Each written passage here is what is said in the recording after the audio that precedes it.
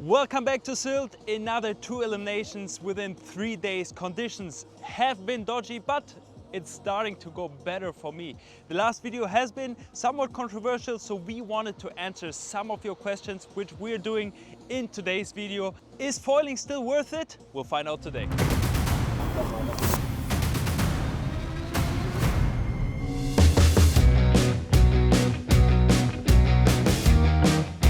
Foil racers are always the first ones that get caught on the water. So since the wind is light, we're the ones testing the conditions. It looks like there's a little bit of wind. They said 6 to 9 knots, so once again it's going to be light when foiling. I'm not too sure we're going to get through with it. My feeling is the wind is going to die away soon. They gave a small window of a chance today, so getting ready. The big stuff, A7, change the foot strap position on my board, put the back strap a bit further forward to have a narrower stance and get a bit more power on the foil. Action, action! Let's go! It's getting windier, maybe. Let's do better today, guys. The wind is light.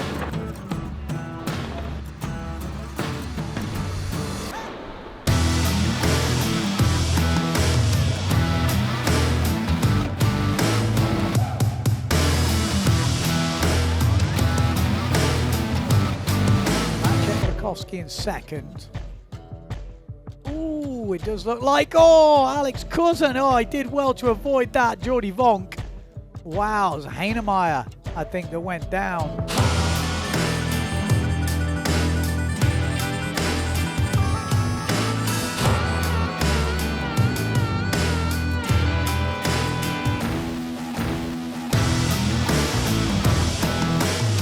It is really light at the moment. Just flat water. Matteo Yukino in first, Matteo Rakowski second, then Cousin, then Vonk, then Winter. Winter needs to hope Vonk is going to get caught up in a battle with those other guys, but surely the experience of Vonk won't let him. Ooh, say that as Cousin touches down a little bit. Actually, Vonk's going to go up into third place.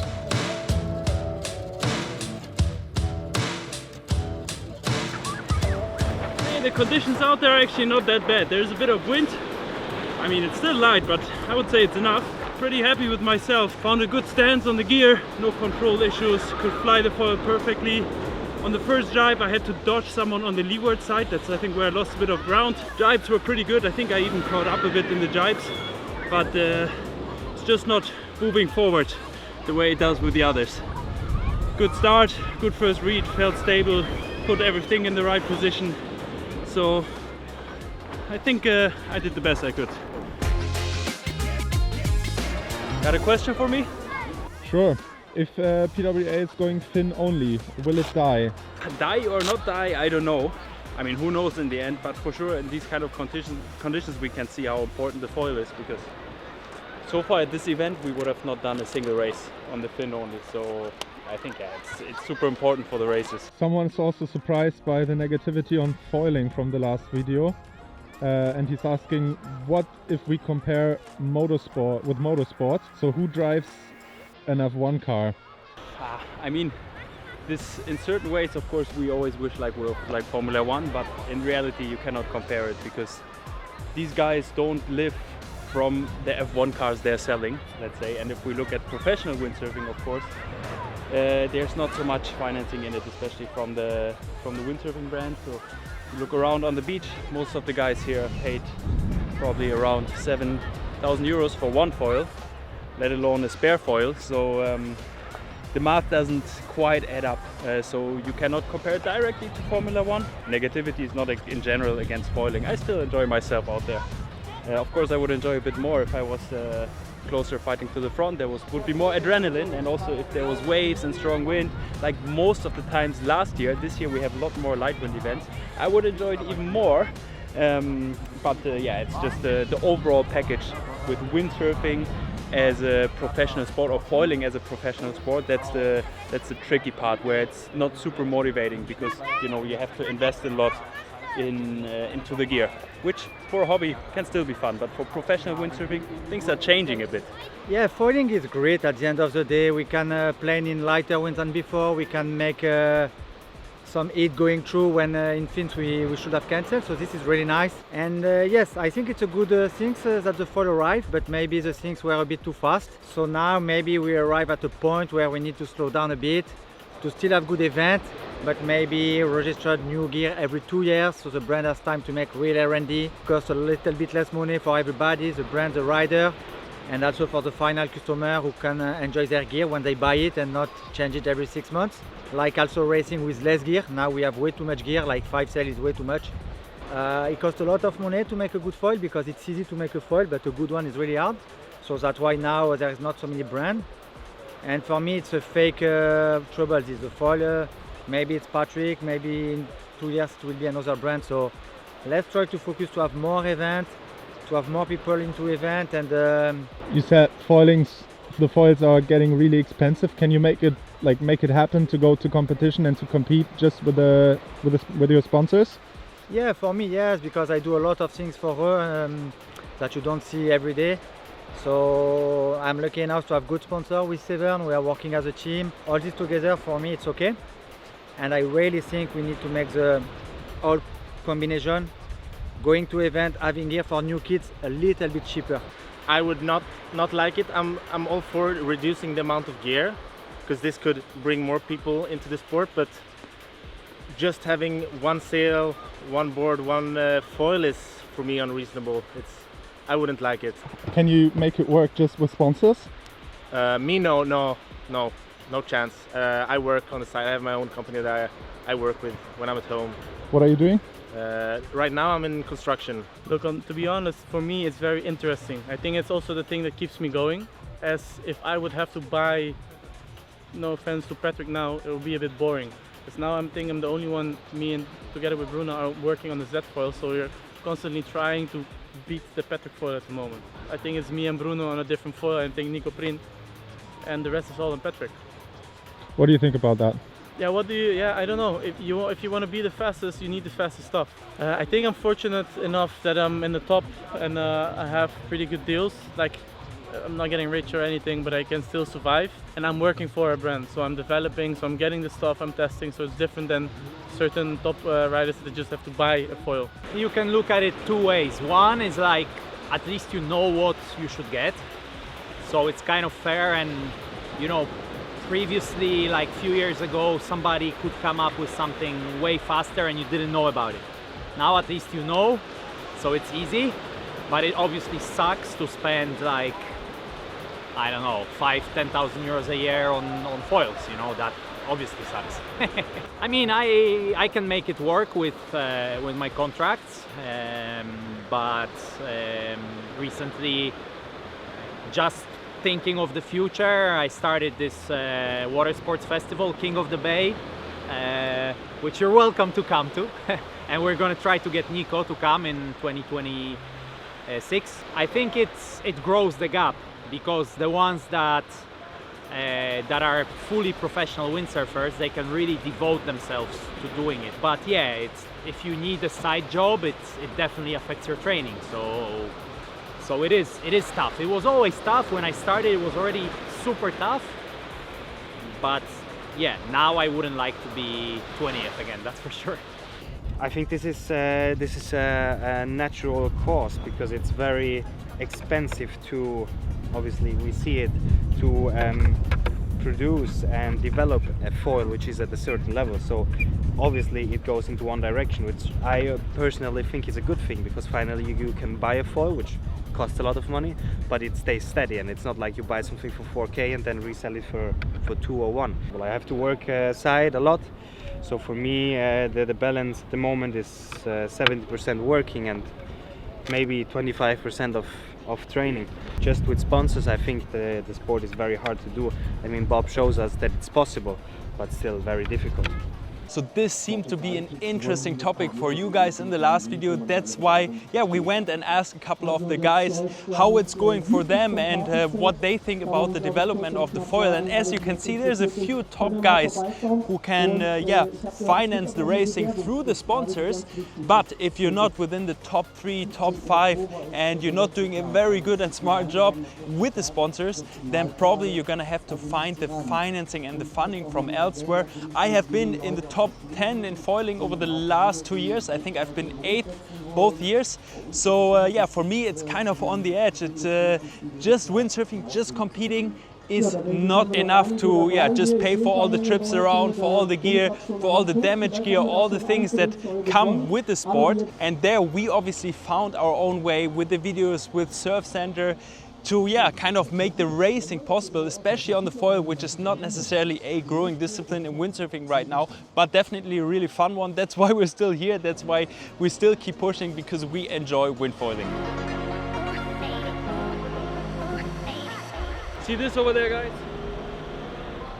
That means it's the end of the day, because on this side you can see that it's completely flat, the wind has backed off, and that's kind of it for the day, and we hope for better conditions tomorrow.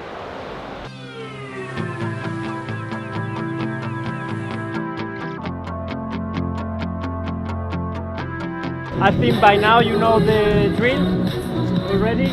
It's nothing new for today, nothing new on the forecast. Forecast is the same as yesterday. This offshore light wind. Ganz so sicher bin ich mir nicht. Warum? Vorhersage ist nicht viel stärker als die letzten Tage. Freust du dich schon darauf, die Subtitles zu machen? Da habe ich richtig Bock drauf.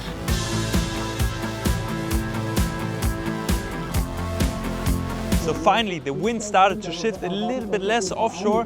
It was still on the light side, but it made it a little bit more consistent, so we could finally finish the third elimination. Clean start, easy to see here on that one, nowhere near as close.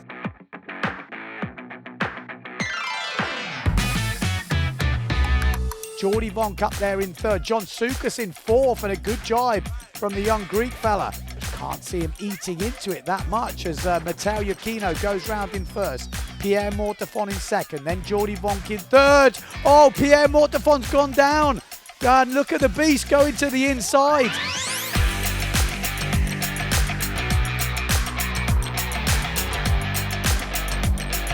So Matteo Iachino wins the third elimination. That's back-to-back wins for Matteo. A lot of confidence at the moment. Johan So in second. Good comeback from him. Jordi Vonk very solid in third place. And John Sukas smashes out at fourth.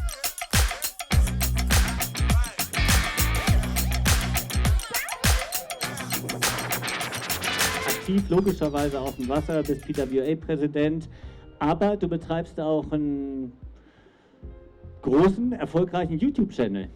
Danke. Influencer. Wie viele Follower hast du da? Das sind knapp 70.000 Subscriber. Komme ich heute auf YouTube? Wenn du dich gut anstellst und gut benimmst, Ingo. Also ich bin gut angezogen, finde ich. Nicht ganz so schick wie du. I think this would be a good fit for another question from the community. Someone asked if you have the same opinion on the windfoil racing privately and as the president of the PWA. Well, whatever you see on this channel obviously is my personal journey, my personal opinion.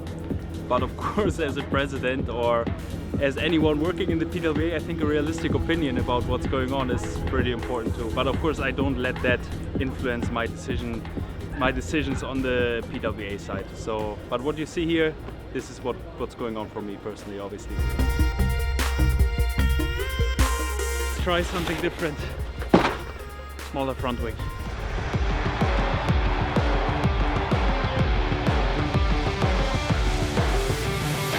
Here we go. Ooh, good start. We've got Struismar in the middle. Looks like Nico Prien up in that top four. Could this be his first semi-final? Yeah, I know it's crazy. He hasn't really made a semi-final yet. So John Sukas from Greece round in first. Then we got Hooper in second. Oh, a little bit of backwind there. That's not going to end well. He manages to save it. Was that Struismar?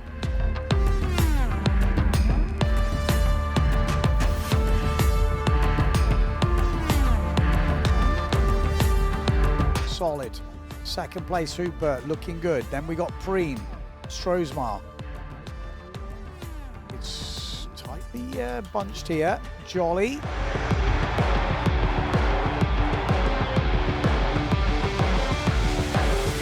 And there we go. Struismar making a move over Prien here.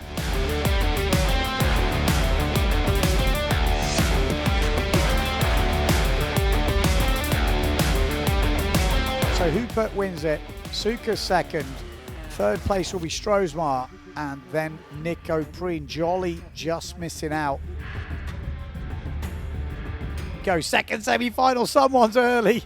Someone's early. Couple of people are way early. Prien, oh my life. I mean, even Prien, who wasn't the first over, when you saw that flag go up, Prien had gone as well. Good start down that bottom end on the Neil Pride. I think that was Pierre Mortefon with the best start. A bit further up, looks like Jordi Vonk on the duotone. He has been looking very good. Fabian Wolf trying to get through the middle of the pack here.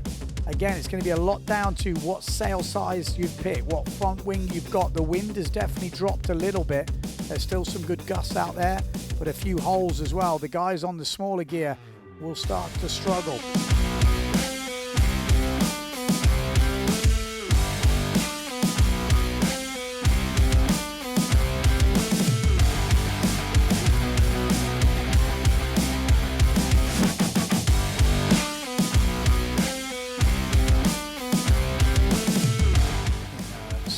So Nico Prien touches down and the Wolf comes straight past him. The battle of the Germans is going on.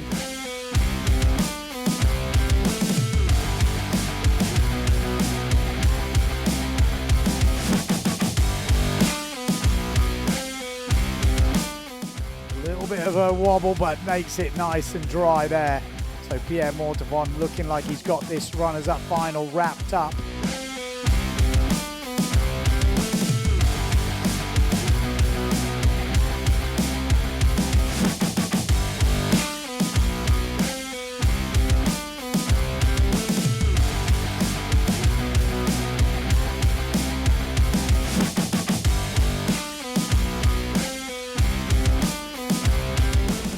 To take the little victories, every time a little bit better so far. Man, the over early was the most ridiculous start I can remember ever. Sam went like, I don't know, easy 2 seconds early, and I just couldn't brake anymore. I think for me it was really tight. I arrived super early to the line. I think that's what made Sam push. Then he went like way over early, and then I couldn't brake anymore.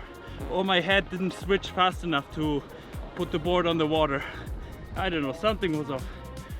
But we're getting there. As soon as I can switch to the little bit smaller wing, I feel a bit more competitive. Unfortunately, now in the end, there was no wind anymore for the smaller wing, the medium, and I think a lot of the guys are still on the big one, which for me is missing a little bit top speed, so I had to change something, and it paid off to some extent. We are coming into elimination for final. Will So be leading this event? Will Giacchino make a move? Where are they?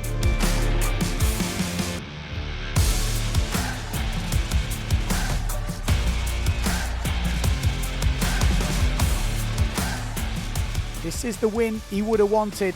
The last two have gone to Matteo Giacchino. Can Giacchino get back up to second place? We saw it from So in the last one.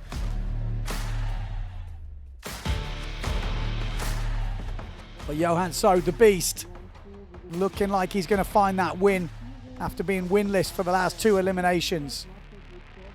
Maciej Rakowski round in second, then Benedetti, then Amado Vrieswijk, and a mistake from Matteo Giacchino, and that will definitely mean he is not going to finish in the fourth place here.